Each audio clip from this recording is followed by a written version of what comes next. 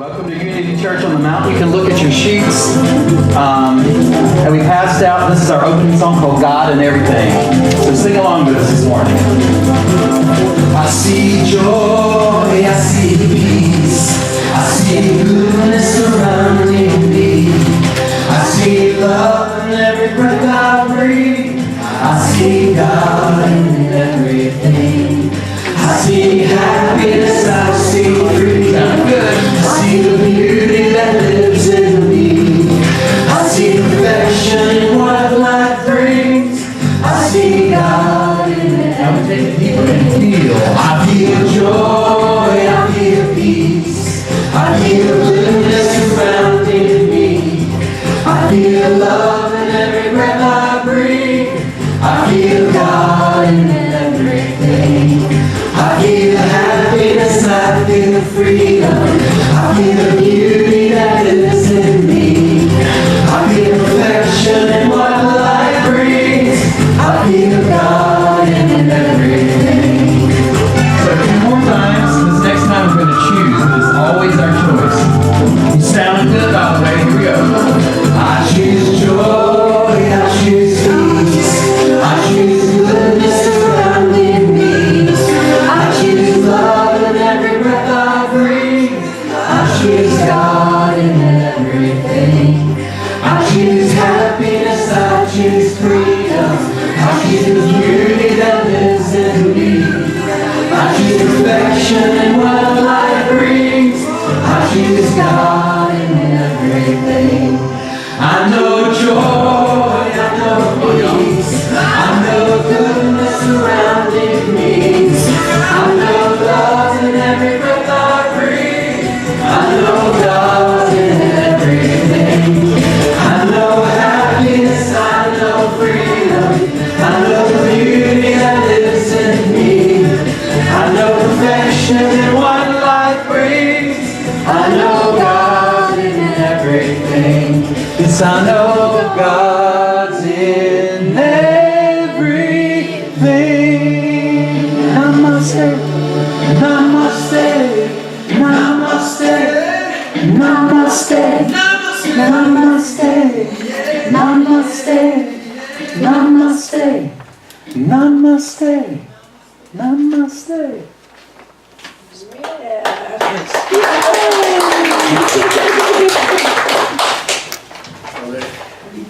Now it's up to us to welcome ourselves.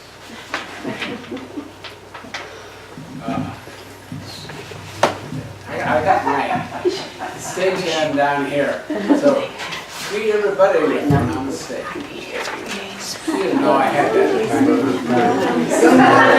How are you? Say good My friend Nancy.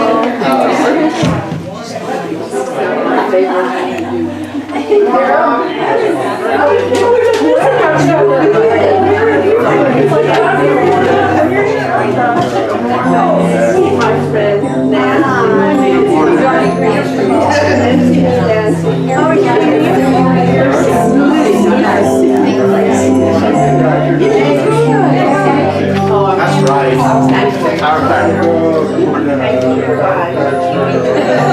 Therapeutic massage. Good morning. How are you? Good. Well, actually, it's Maria today, and you got someone, right? I forgot. I'll do it. Yeah. Richard. Good morning.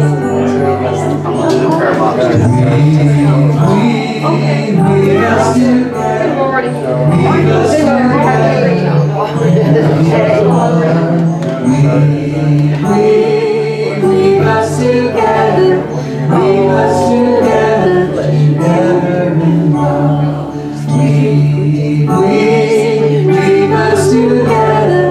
Weave us together in unity and love.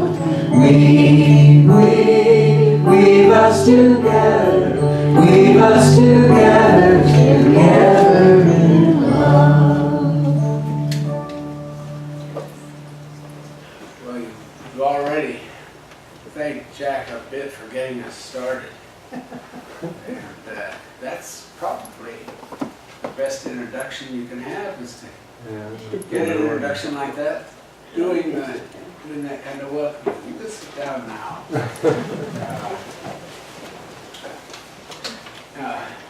Jack is, or his congregation, I guess, in New Orleans has given us the opportunity of having Jack here at this time.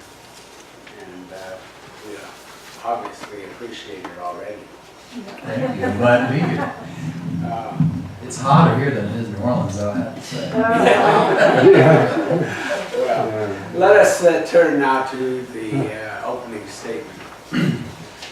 There is only one presence and one power in my life and the universe, God. These lyrics you can also find on your the little sheet you were reading off there. So we come together this morning, opening our hearts, opening our minds, ready to receive.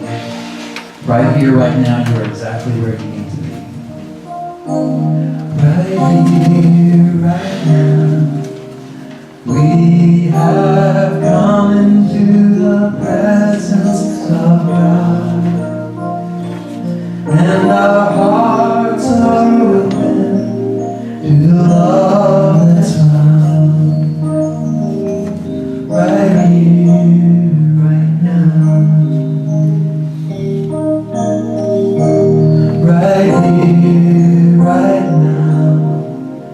We have come into the presence of God, and our hearts are open to the love that's found. Right here, right now. One more time together. Right here, right now.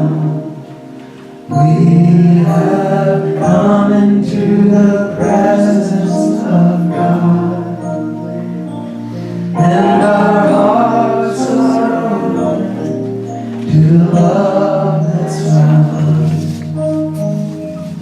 Right here, right now.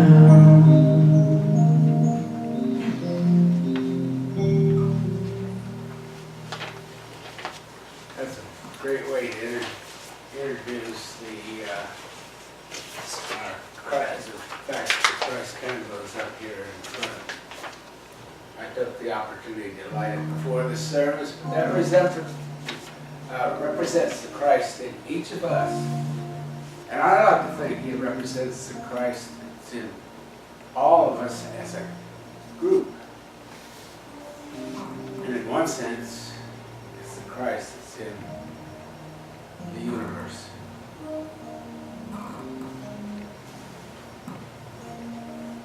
Let us say our vision statement. Centered in God, we inspire spiritual transformation, creating a world of love, peace, and prosperity.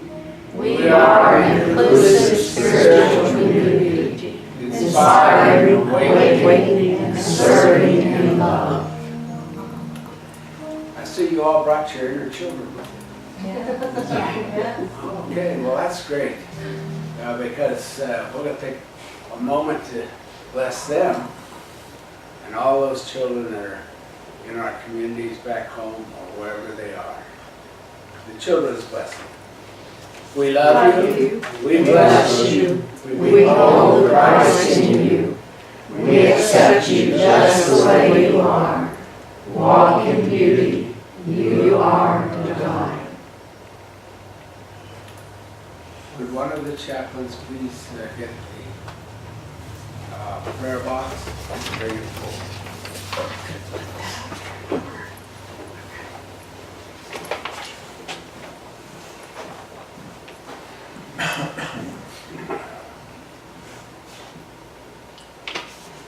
Let us move right now, right here and right now to that space, that stillness within.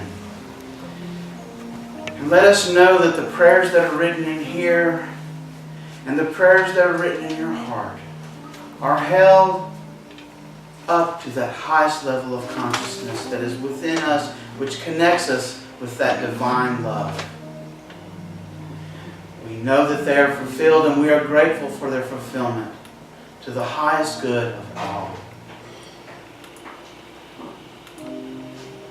It is with this gratitude that we say thank you, and so it is. Amen.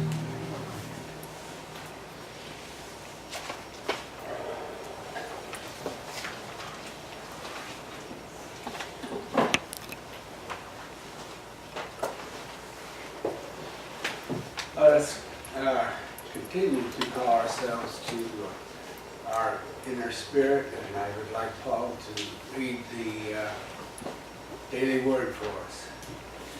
All right, the daily word for today is world peace. The world of peace begins in me.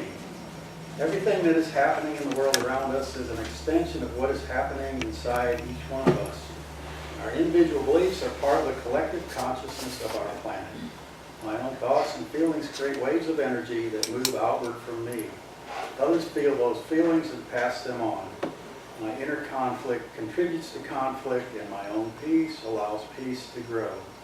Every time I take the opportunity to heal something inside myself, that process allows for the healing in the world. With this in mind, I choose to be a channel for peace. I purposefully bring my awareness to the divine energy, allowing it to radiate from me to the outer, allowing for the realization of lasting peace. The world of peace begins in me. So far as it depends on you, live peaceably with all. Romans 12:18. Prepare to say the Lord's Prayer, which we have started. We have up here. Now, there are so many versions of the Lord's Prayer. I have to always be reminded what version we're saying. This is very common. Our Father, who art in heaven, hallowed be thy name. Thy kingdom come, thy will be done, on earth as it is in heaven. Give us this day our daily bread, and forgive us our debts, as we forgive our debtors. And lead us not into temptation, but deliver us from evil. For thine is the kingdom, and the power, and the glory, forever. Amen. Good morning once again, everybody. I'm so glad to be here. It kind of feels like family, so we can kick off our shoes and just sit back and relax. If you're here for the first time, I'm Jack Fowler. I'm the spiritual director at Unity of Metairie in New Orleans area, and I've been coming to Unity Church on the Mountain probably about 15 years, I think. It's been a while. Yeah, and so happy to be here and be sharing with you this morning. And as the song said earlier, right here, right now, we are exactly where we need to be. It's quite impossible to be where we're not supposed to be. There is a perfection that flows in life. Even when it doesn't feel that way, everything is unfolding for our highest and best, and we just have to learn to trust. Why is it so hard to trust sometimes? I don't even know. But there is a magnificent presence within us that is wise, that knows the answer to every question we have, has the healing to any discomfort in our body we may have. And that presence is most clearly heard and found when we move into stillness and silence.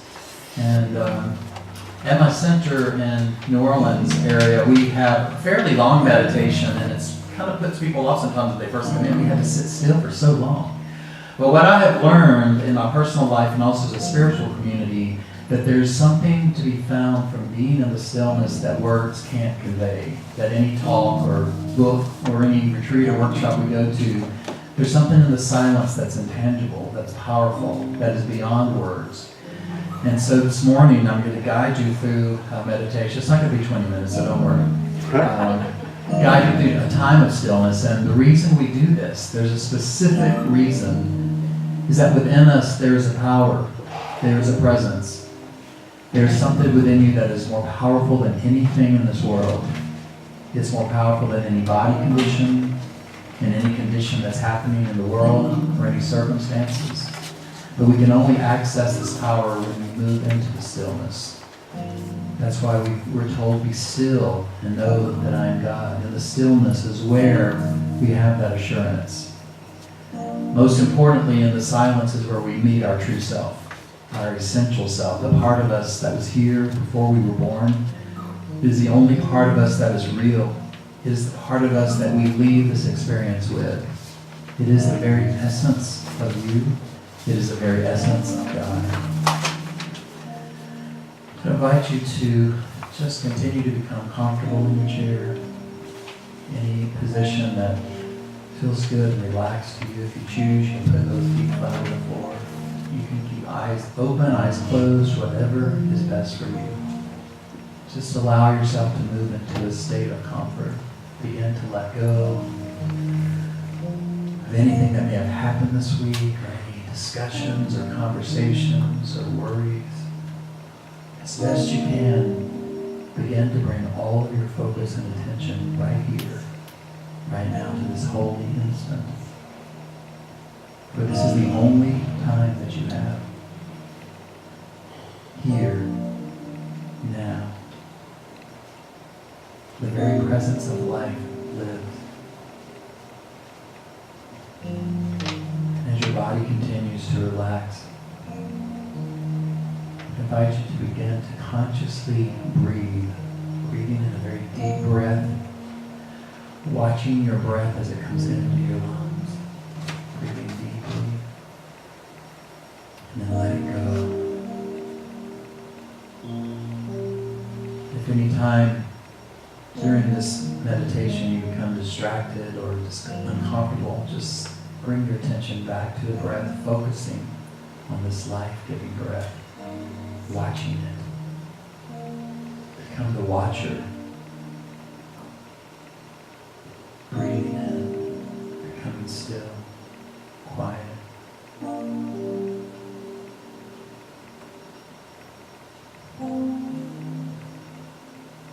Take a moment to see if there's any tension you may be holding on to in your body.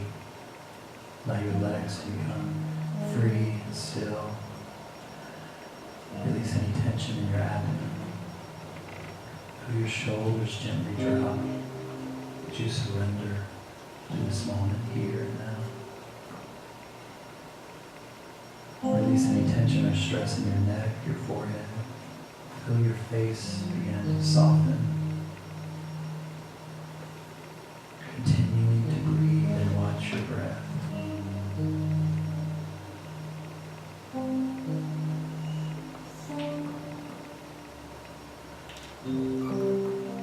And as you become even more still, take a moment to look at your thoughts, to see what thoughts may be there. Realizing how difficult it can be to quiet our minds, becoming aware how busy our minds stay with so much chatter, so many thoughts, and so many ideas, and so much information. But also realizing that you have the choice and the power. It is your choice for your mind to become still and quiet and empty and open. For when your mind becomes quiet, your thoughts are still, you begin to hear the very voice of God in the silence. You come in contact with your true essential self, the presence and life of God. Here in the silence, there is a sacred place within you where nothing is impossible. There is a place within you that knows nothing of sorrow and sadness, sickness or death, and only knows life abundantly.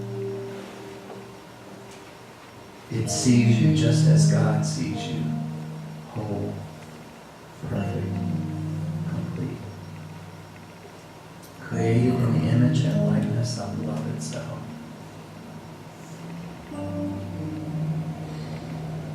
Recognizing that no matter how far off track you feel that you have come,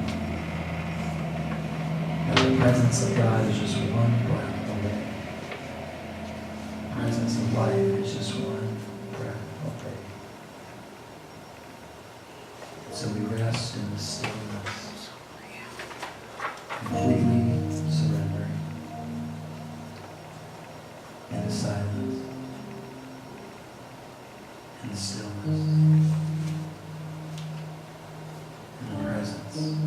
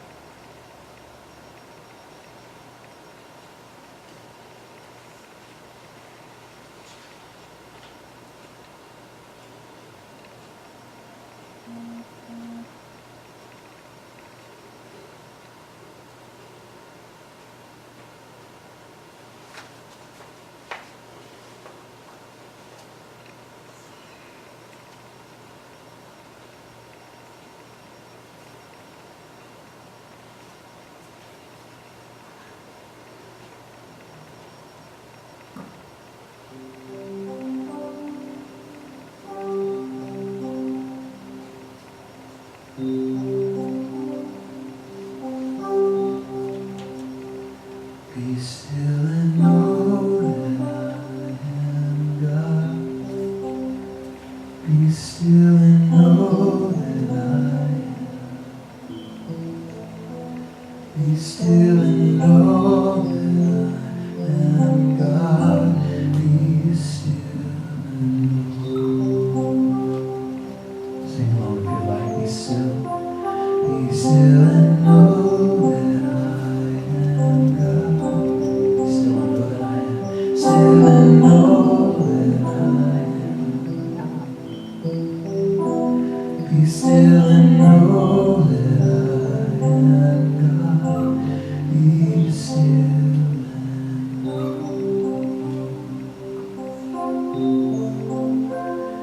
Be still and know that I am God. Be still and know that I am. Be still and know that I am God. Be still and know.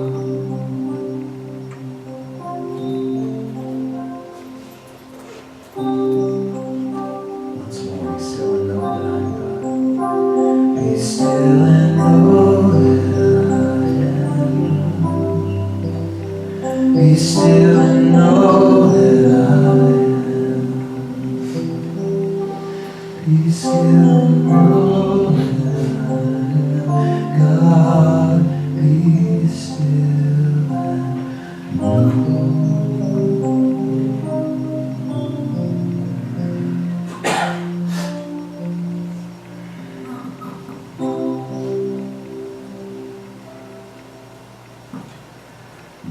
From this place of stillness, we are grateful,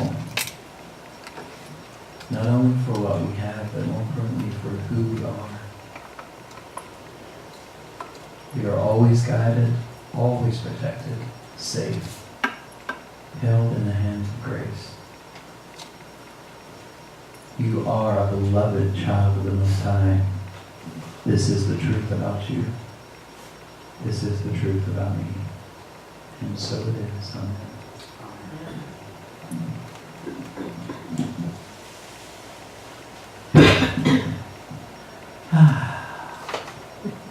You can go home now. No, first we'll leave.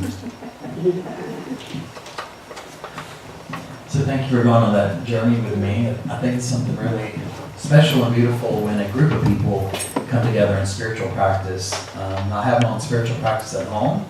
Sometimes I'm committed to it and sometimes not. And I think we're all like that. I heard a Buddhist monk say, I didn't hear him personally say this, but I heard a quote that he said. He said, if you meditate in the morning, you should meditate for 30 minutes. If you don't have time to meditate, you should meditate for an hour. You know, and I think there's a truth to that. And we all have spiritual practices. For some people, it's very difficult to just sit and be still and be quiet. I know I have a friend that jogs, and he says that when he jogs, his mind becomes empty and open, and he just becomes just present. My dad, who is a Pentecostal minister, and full recovery is expected, he used to garden. He's been passed for about 11 years now, and he used to garden. And I didn't realize it as a child, but as I watched him gardening, I realize now that he was meditating. You know, as he dealt with, he had like just thousands of tomato plants. He filled the entire backyard, upset my mom to high heavens. And because he just took up the whole backyard with tomatoes and okra and squash and whatever, especially the tomatoes. He loved tomatoes, and how he would tend to the garden for hours. And he would water them and talk to them and, you know, looked at them, and they seemed to grow taller than anybody else's in town. And I realize now that he was actually meditating when he was doing that. So don't get discouraged if you have a hard time being still, because it is difficult. I've been meditating for at least 20 years, and I still find difficulty in moving into a place of silence and emptiness, because we don't realize how busy, and I mentioned this during the meditation, we don't realize how busy and chaotic and chatty and overwhelmed our minds are until we try to be quiet, until we try to just be still. And it sounds so easy, doesn't it? Just quiet your mind and don't think of anything. Man, is it hard. It can be very difficult. But whatever your spiritual practice is, or if you don't have one, whatever it does, maybe that's your spiritual practice, not having a spiritual practice, who knows? But there's something very special when a group of people come together in stillness like that. And so thank you for joining me in that. You know, I talk about my parents a lot. I just mentioned my father, and my mom was also a Pentecostal minister. She was the first woman ever ordained in the Pentecostal movement, because they didn't allow women to become ministers. This was like in the 1940s. My mom and dad met at ministerial school. She was going there to be a teacher, and he was going there to be a minister. And she actually ran away from home at 16, kind of. I mean, my grandparents kind of knew about it, but she wanted to be a minister so bad she was called to. So she went from Birmingham, Alabama, close by here, to Atlanta to go to ministerial school to become a teacher. And she had in mind the whole time, I'm going to become a minister no matter what. And so on Wednesday nights, they would have like an open mic night that anybody could speak. It didn't matter who you were, if you were a minister, ordained, or what. And so she started speaking every Wednesday. And she would draw the biggest crowds by far. They would say, is Cora Fowler going to speak? They weren't married yet, so unless it was Cora Hazel. Is Cora Hazel going to speak? Was her maiden name? Yes, and she would have this big crowd of people. By the end of her tenure there, they couldn't deny her ministerial license as well. So she knew all along. And, you know, she didn't realize what she was doing at the time, but it was her own creative power creating the life that she wanted. Regardless of what the rest of the world said were boundaries, she just blew past those boundaries and knew what she wanted. Now, she would call it different. She would call it more like just trusting in the power of Jesus to help, but the whole time it was her power. The power is within us, and no matter what we use as a touchstone for that to happen, it always comes from us. So Mom and Dad lived for 65 years as partners and ministerial partners. And so a wonderful life. Of course, they deeply influenced me. And many people ask me, how could you go from a Pentecostal background to speaking about unity? Excuse me. I get that question all the time. And it was just an evolution of things. It was just, it didn't happen overnight. But I was one of those little kids that, I don't know why, but I wouldn't believe anything just because someone said it was true. A lot of people in Unity are like that. We're kind of like the rebels, you know. And I would never accept that, especially, I'll never forget when I went into Sunday school class one day. I had started learning about biology and how humans are created, you know. And so I started thinking about that one day. I was like, okay, so I got the story, birds and bees, understood what it was. And then I thought, well, wait a minute. If there was Eve and there was Adam, and they had 2 children. So, okay, what's up? Like, where do we go from there? And so all of a sudden, for the first time, I started questioning, wait a minute, there's something up with this story. You know, I didn't outright say, oh, it's wrong. I just thought, I started questioning. I've always been a seeker and a questioner. Anybody else like that in this group? I mean, and I just realized that without even knowing it, there was something instilled in me. Like, it wasn't like I was braver than anybody else. It's just that something was instilled in me that I wouldn't believe something just because someone else said it. And I've heard that reflected. One of the things we use in our marketing and Natural Awakening magazines and stuff down in New Orleans to let people know about what unity is this beautiful saying. I believe it was Deepak Chopra said it. He says, religion is believing in someone else's experience. Spirituality is having your own experience. And I think that really defines all of us. And of course, there's nothing wrong with religion. What's been great for me, that's brought me the most peace in the world, is to finally come full circle and realize that whatever path anyone is on, it's perfect. Because I tell you, when I first left the Pentecostal church, I thought, man, those people are crazy, speaking in tongues and all this stuff. I really did in my early 20s. And now it's beautiful to look and say, you know, they were having their own experience of the divine that was appropriate for them. And guess who got peace by recognizing that? Me. Me. Not them. They could care less what I thought. But the best and quickest way to find peace is to begin to let go of judgments of everything and every person and allow people to be who they are and allow the world to be as it is. So, funny how God, universe, Uncle Charlie, whatever you want to call it, doesn't matter, it works because to show how things come full circle, when I first got to Unity of Metairie, like I said, down the New Orleans area, we're right about 10 minutes from downtown, I started promoting renting the church out a lot for income because, you know, church economics doesn't make sense. Reverend Carroll knows this. It's like you're paying full price for everything, but you are here one time a week for the most part. I mean, how many other businesses are like that? Do you know any other business that we're open on Monday from 11 to 2, so come get your stuff in. We're closed the rest of the time. But yet, we still have to pay 100% of all the bills. You know, and that's why sometimes church economics is hard to make that happen. And so we have a place located in a very busy part of town, and my intention was to really promote the idea of renting out our space for for various reasons, and it worked. You know, we set that intention, we had a visioning. Of course, all these people started calling. Now we're booked like every single night except Monday, so there's income flowing in the whole time. However, the biggest renter that we have of all is, guess what? A Pentecostal church. I mean, you know, like I said, the universe really has a funny sense of humor. How could that be? That was my thing that I'd already found peace with, and how it all comes full circle. And to show you how wonderful things happen and how quickly and easy they happen when you open up to that. You know, life doesn't have to be hard. Do you know that? You know, it doesn't have to be. That's your choice. And I'm not judging you. I'm trying to encourage you. It is your choice. No one else is doing anything to you. It's up to you. And so to show how things happen easily and effortlessly when we trust in the flow of Spirit is that we were working with some volunteers one day after we had done this visioning to bring in renters, and the phone rang at the church. And I rarely ever answer the phone. We have like an administrative person, and I'm a chatter, so if I get on the phone, I'll stay on there for 2 hours and not get any work done. So I'm like, don't let me answer the phone. So anyway, somebody called and they said, well, the guy answered the phone. He said, Jack, they want to talk to you. I was like, really? He's like, yeah, they want to talk to you. So this woman comes to the phone and she says, we want to come rent your church. We want to come rent your church and use your church for our church. We need a space. I was like, well, come and look at it. She says, no, we want to do it. And I was like, well, what do you mean? She said, at least come look at the building. She said, no, we're going to come sign the lease. They said, we were looking at all these lists in the phone book online, and we saw your church, and she said, love just came from the listing. And I thought, well, this is the weirdest stuff I've ever heard. But it shouldn't be. I mean, it shouldn't be weird. It should be natural.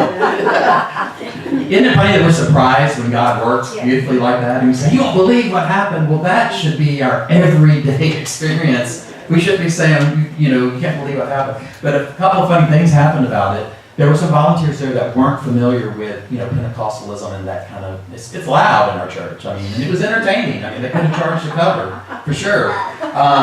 And so they came that day, they looked at the church and they said, well, and I said, let's look at the calendar. They said, no, we're starting this Sunday. So they meet Sunday nights and Wednesdays. They said, we're starting this Sunday. And it was Mardi Gras weekend. I'm like, are you sure you want to start on Sunday? They said, yes, God says this is what we're supposed to do.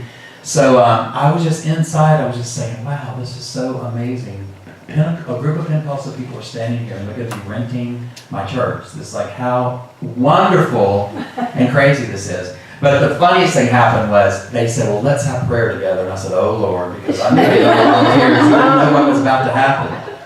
And so we all got in a circle and I was just waiting. Of course, he was like, bless Jesus, just started with this whole thing. And they did little tongues and danced around a little bit. And especially one woman, her eyes got this big. She'd only been in Unity her whole life. She was like, oh Lord, what just happened? And they left. And I said, man, this is wonderful. She's like, what just happened? I said, it's wonderful. We're going to get all this income. It's a win-win. They need a church and we get their income. And so it's a win-win. She said, please, we need to add to the contract that no livestock is allowed in the building.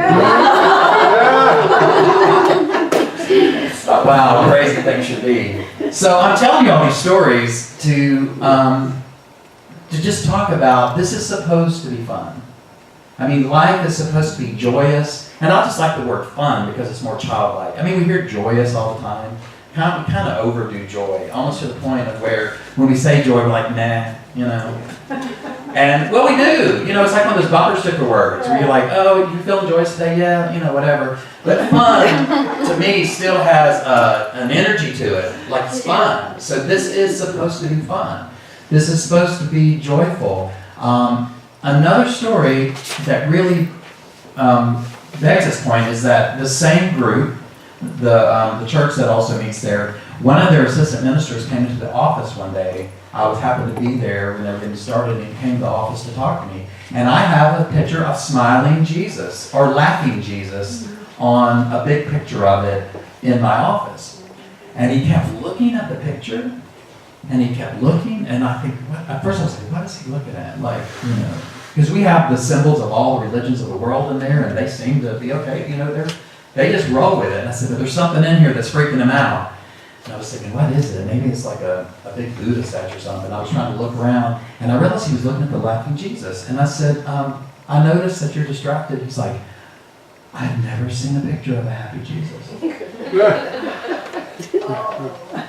And I thought, wow. And I didn't fault him. It was just, and then I started thinking, me either. Like until that point, when I was growing up, every single picture I saw of Jesus, he looked ill or upset or constipated or something, I don't know, but he did not look happy. I mean, think about it. Think of all the serious pictures of Jesus that you've seen. But yet we hear scriptures like, the joy of the Lord is my strength.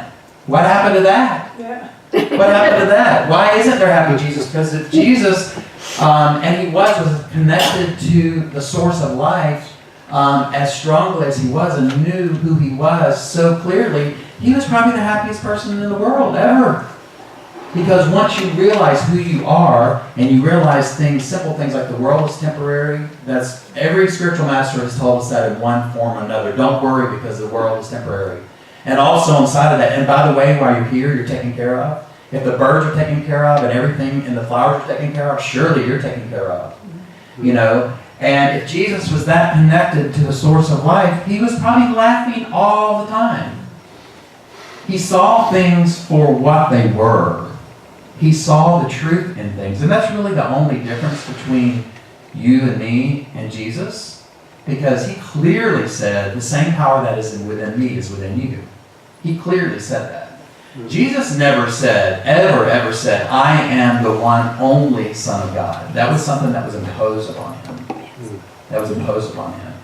He many times said things like, even greater things that I have done, you will do. So that in itself just implies that we must have at least the same or even a greater power than he had for him to say that.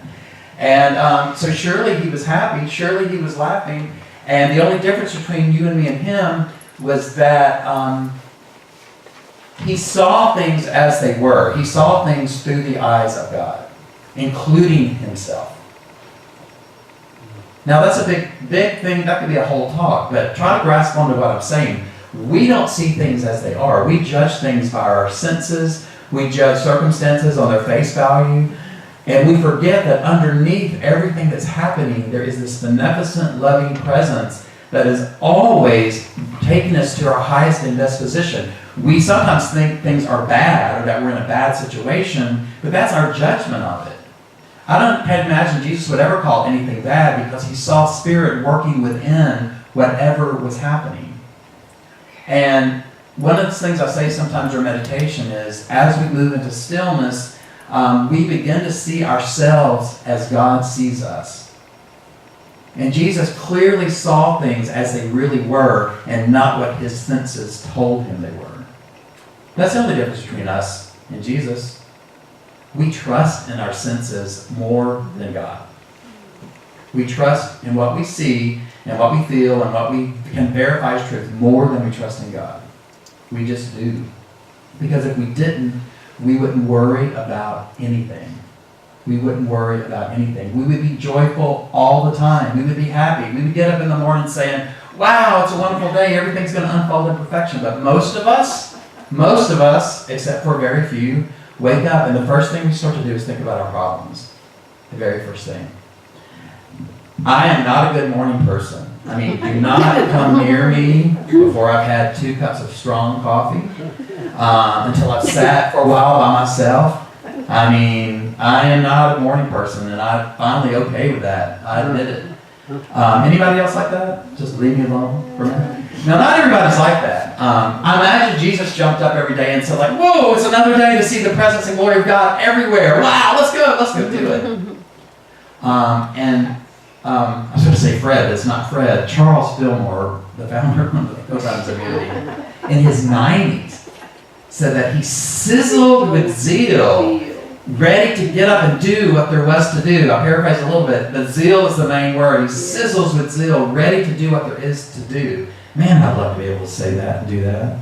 Now, about noon, I'm kind of getting there. I'm kind of getting there. And back to my dad, he showed me that this is supposed to be fun. He showed me that the joy of the Lord was his strength. He was able to wake up every day at 5 o'clock, wide awake, whistling. That's the most annoying thing in the world. If you're not a 5 a.m. whistler. Believe me, I heard it my entire life. 5 a.m. on the dot, I'm still like in a coma. Come on, son, wake up, there's stuff to be done. I'm like, please leave me alone. Please leave me alone. Because we have to realize too that, and I love that Unity is showing me this, during our service, we don't do it every Sunday, but in our service down in New Orleans, we have a time where we light candles in honor of the world's religions, because I want people that come into our, especially visitors, to know, for one, that we're not a religion, thank God, that we are a philosophical way to live, and we honor all religions and see that presence in all living things. And I realized that when I thought about my dad, that even though his thoughts about life and the world and God and the nature of things was very, very different from where I am now, he still fully believed that God was taking care of him. And he fully believed that his father, as he called him, would always provide for him. And that's why he was happy. He was able to be happy. So it doesn't matter what your beliefs are or your set of, if you even belong to religion. I mean, in New Orleans is very, very, very, very, very Catholic. It's an anomaly in the South because most South is Baptist, Church of God, Assembly of God, whatever. And here's New Orleans. Well, New Orleans is just strange anyway. So I live right in the French Quarter, believe me. I can't even say some of the stuff out in public that I see on a daily basis. But in every religion and in every faith and everything, there is joy. It doesn't matter what the belief is. That's what I'm trying to get to, is that it doesn't matter what the belief is. And we have some, in New Orleans at our church, we have some Catholics that go to Mass in the morning and then come and celebrate with us at 11. Our service starts at 11 like yours. And I have conversations with these people, and it's really helped me to say, wow, the presence of God is everywhere, in every religion, in every faith, and actually everywhere that you turn. And as I said earlier, we have to get past the point of saying this. And I am guilty, number one, for saying this. and I've stopped saying this. I used to think things like this. And you don't have to raise your hand. You don't have to identify yourself. Have you ever thought, well, unity really knows we got it together. And one day everybody's going to come out of those churches and come sit here and catch up with us. We need to stop thinking that. Because there's awakening everywhere. In every church, on every corner, and every place that you go, the Spirit of God is awakening in people. And it doesn't matter if we're sitting in a Science of Mind or a Center for Spiritual Living or Unity. We have to get past that point. And once again, who does it help when we release those false ideas? That's a false idea, by the way, to think we know the truth and one day everybody's going to come out of those other churches and come here and know everything like we do. They just don't know yet. They don't know yet. Because guess who gets to have peace? Like I said earlier, gets to have peace when you come to that realization it's you. They don't care what you think about them. They don't. This is just supposed to be fun. It's supposed to be joyful. It's supposed to be happy. So how do we get to that point? I mean, how do we get to the point of life being joyful? Now, being joyful and happy doesn't mean that nothing goes wrong. Somehow, like for instance, I love the movie The Secret. I mean, I love it. It brought some of these ideas and teachings to a big mass audience. I mean, by God, The Secret got into Walmart. You know that it's mainstream. It's in Walmart. I mean, it's like everywhere. I actually saw The Secret, the movie and the book in Walmart. And so a lot of people are starting to get these ideas. But one of the things about The Secret is this. It implies that our spiritual path is about using certain ideas to get stuff. And you can do that. The law of attraction is a true thing. The law of attraction is just as powerful and consistent as the law of gravity. You're using it if you know it or not. Everyone is. Just like if you didn't know about gravity and you got on this building, you would still fall off if you didn't know what that was. If we brought some ancient tribe here and they didn't know what gravity was, they'd still fall. They're not aware of what the law of gravity is, but they still have to use that. Everyone is using the law of attraction, but it's mostly by default. They're just defaulting to their old ways of thinking, so they create a loop that looks like their life is the same thing every day. It's just that they're creating the same thing every day as they get up. And so the law of attraction kind of implied to us that spirituality is getting stuff, and making a poster board and saying, on my vision board, I want the house of my dreams and the hot lover of my dreams, and you all say that, but you don't talk about it. The person of my dreams and all these things. And all that's good, because we're supposed to live that joyful life and get those things. I'm not saying there's anything wrong with that.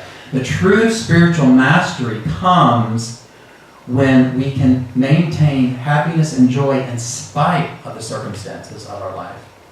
In spite of the fact that that perfect partner isn't there yet. Or everything on our poster board, on our vision board didn't show up yet. We still can be happy in spite of all those things. That's the key. I think that's why Jesus said things like, the time of salvation is now. You're already saved. Wake up like you're already saved.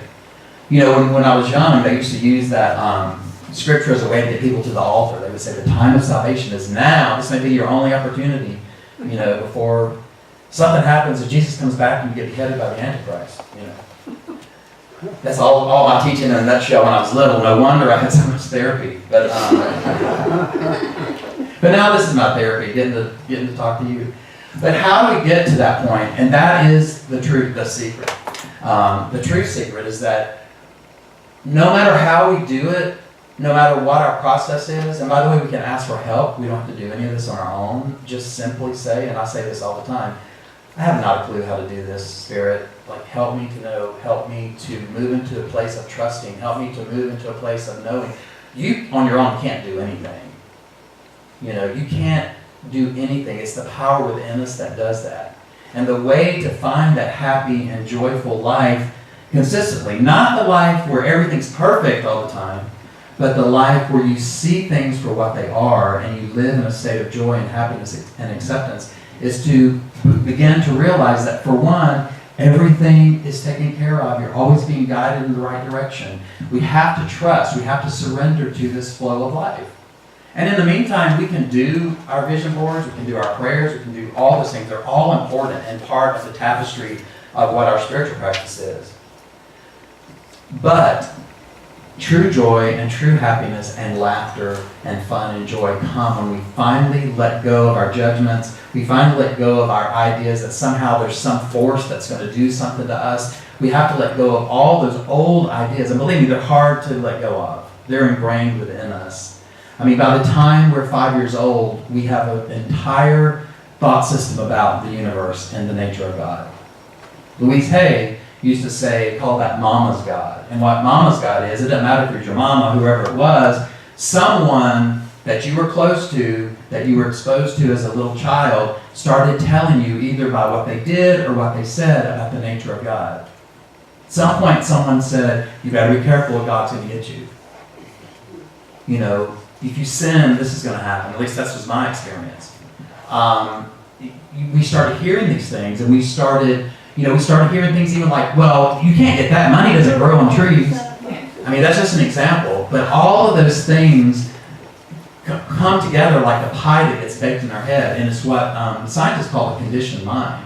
It's the mind that just defaults to Mama's God, whatever you were told at that age.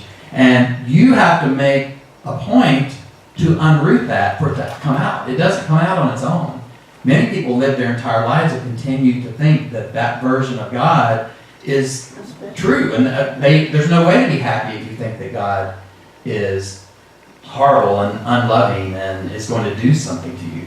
And by the way, one of the things that helped me the most come to terms with and help me be joyful and happy was to come to terms with the idea of sin. I mean, we talk about sin a lot, and when I was younger, and I love, the metaphysical version of sin and what the real meaning of sin is. Sin is an archery term that says simply that you've missed the mark.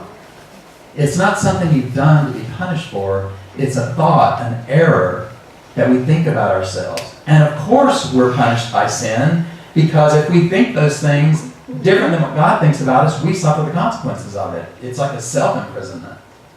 The way I look at it is there's a dartboard, and in the middle is the bullseye, and that's what God thinks about us. Just right there. Just this beautiful, perfect, holy, magnificent thing. I mean, my God. It created you. Of course it's going to think that you're wonderful, right? I mean, how many people have a baby, when the baby shoots out, they say, like, oh, I hate that thing, take it away. This presence loves you because you're an extension of it. You're a part of it. It's even different from a childbirth in a human, because the child gets separated. You're still part of that. You're still part of this beautiful tapestry. And there is the bullseye, and we think all these other things about ourselves. I mean, some things we say to ourselves we wouldn't say to anybody else at all. And when we sin, we miss the mark. God says, you're wonderful and magnificent, though the dart. Oh, I'm like unworthy. It's too late for me to do that. As a matter of fact, I'm too old to become a clown. Or whatever your thing is. Or whatever it might be. We miss the mark. A sin is simply an error that needs to be corrected. And I know that's kind of off the subject, but that's one of the things that really helped me in my resolution of all these things that rolled around in my mind, and things that I was taught when I was little. But the joy of the Lord is our strength, and joy comes when we trust. Happiness comes when we trust. Joy and happiness come when we stop judging everything. We judge. We judge people, we judge circumstances. We say, I wish this wasn't happening to me. I can't believe this is happening to me. That's a judgment. All those things are judgments. I love the thought to think that nothing ever happens to you. It only happens for you. Think about that. And I know that's difficult. If anyone here today is having like a diagnosis or an illness, in that moment it's hard to accept that, but it is the truth. Maybe you can find some comfort in that. So my prayer for all of us is that we continue this journey. And it's actually a journey that doesn't even need to happen. It's like an unjourney. It's like when someone says, I want to become more peaceful, and I want to become more joyful, and I want to become more happy. This is supposed to be fun. Actually, what this is unbecoming all the things that aren't really you. That's what this journey is about. You're unbecoming all of the things, you chip away all the things that you are not. Don't you think when Michelangelo started chipping away at David, that he knew what was there? So he did not make this beautiful statue of David. He actually chipped away all the parts that were not David until David appeared. And that's exactly how we are. And that's how we begin to live joyfully and happily, unbecoming all of the false ideas about ourselves. So whatever you have to do, I'm not the one to tell you. I mean, you have to listen and figure it out yourself. That's one of the things that, I wish that I could use guilt and shame to get people in the doors at our church, but we can't. And I wish I could say, we got the answers here, come, salvation is here. Guess what? You have to figure it out yourself. You have to be willing to sit down and just say, okay, I'm done with all this suffering. I'm done with all this stuff. All I want is God. All I want is God. All I want is for me to know who I am and to realize what I am and who I am. That's the key to this becoming joyful and happy. And that is my prayer for all of us as we move out of the things that are not us, as we unbecome what we are not and step into the true power. And like I said, it doesn't matter what your age, it doesn't matter who you are, it doesn't matter what your past is, it doesn't matter what your story is. All that's over, it's done. We have right now. We have right here today. And so my prayer for us today is simply that, is that we begin to realize that we are the beloved, beautiful expressions of life, created in the very image and likeness of God. May we see the joy and the fun. May we become childlike once again and see the joy and fun and laughter and beauty in life, because this is supposed to be fun. Thank you. It's been a joy to be here today.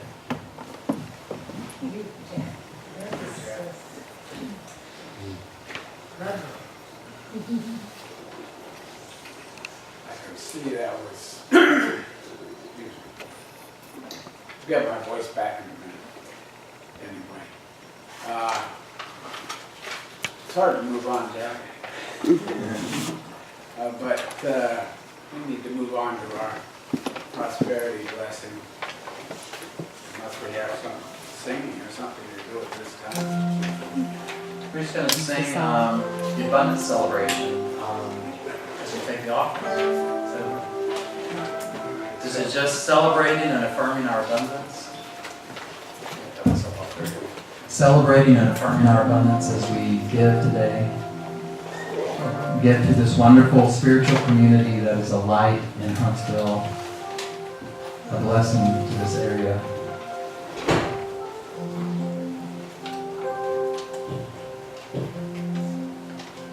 In this pause, let us say the prosperity blessing.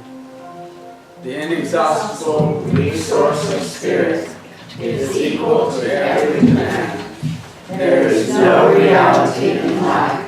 Abundance is here and now and manifest. I celebrate my abundance today. By giving this gift, I show my faith. As I open my heart, my world becomes a better place. I release all fear as I share gratefully. This love that I give always comes back to me. Knowing my oneness with everything else, I know that all that I give, I give to myself. The offertory prayer and blessing. The divine love through me blesses and multiplies all that I have, all that I give, and all that I receive. Lovingly I give, and lovingly I receive.